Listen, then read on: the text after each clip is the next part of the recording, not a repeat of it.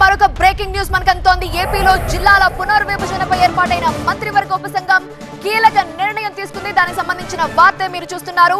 ఈ నెల 29, 30 తేదీల్లో మంత్రులు జిల్లాల్లో పర్యటించబోతున్నారు. 2 బృందాలుగా అన్ని ఉమ్మడి జిల్లాల్లో మంత్రులు పర్యటిస్తారు. వినతుల ఆధారంగా మార్పులు చేర్పులు ఉంటాయన్నారు. అనగాని సత్యప్రసాద్. పరిపాలనా సౌలభ్యమే మాకు ముఖ్యమన్నారు మంత్రి. డిసెంబర్ 31 లోపు ఈ ప్రక్రియని పూర్తి చేస్తామన్నారు మంత్రి అనగాని. అప్పుడు తొందరపాటుతనం అవ్వచ్చు, లేకపోతే కొన్ని ఒత్తిడులు అవ్వచ్చు, అనుకూలంగా జరగలేదనే భావంతో ఒక జీవోం ఏర్పాటు చేసి వాటికి పరిపాలనా సౌలభ్యం ఉండే విధంగా, అలాగే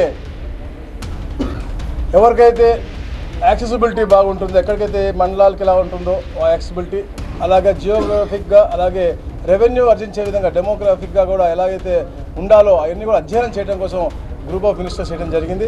మేమంతా కూడా 2 గ్రూపులుగా విడిపోయి 13 అస్టమైల్ డిస్ట్రిక్ట్స్ అయితే ఉన్నాయో ఆ హెడ్ క్వార్టర్స్లో ఉండి మొట్టమొదట కలెక్టర్స్గా అందరితో కూడా డిస్కస్ చేసి, అంటే అధికారులు అందరితో కూడా డిస్కస్ చేసి, దాని తర్వాత ప్రజాప్రతినిధులు కూడా కూర్చోబెట్టుకుని వారికి ఉన్నటువంటి ఇబ్బందులను కూడా తెలుసుకుని, దాని తర్వాత గ్రీవెన్సెస్ కూడా తీసుకుని, ఎందుకంటే ఇది ఒక టైం బౌండెడ్ ప్రోగ్రామ్. మనకి ఇదంతా కూడా డిసెంబర్ 31 నాటికి క్లోజ్ చేయాలి, సెన్సస్ టైం కాబట్టి 1 జనవరి 2026 నుంచి మనం ఈ బౌండరీస్ మార్పులు కానీ ఏం చేయలేము. ముఖ్యంగా ఏంటంటే ఇది విలేజ్ బౌండరీస్ కానీ, రెవెన్యూ విలేజ్ బౌండరీస్ కానీ, మండల బౌండరీస్ కానీ, రెవెన్యూ డివిజన్ బౌండరీస్ కానీ, డిస్ట్రిక్ట్ బౌండరీస్ కానీ ఈ మాత్రమే మార్చగలం తప్ప అందరూ కూడా కాన్స్టిట్యున్సీ పరంగా కూడా తెస్తా ఉన్నా అది కూడా కరెక్ట్ కాదని చెప్పేసి కూడా జీవోం కూడా డిసైడ్ చేసి అందరూ తెలియజేయడం జరిగింది.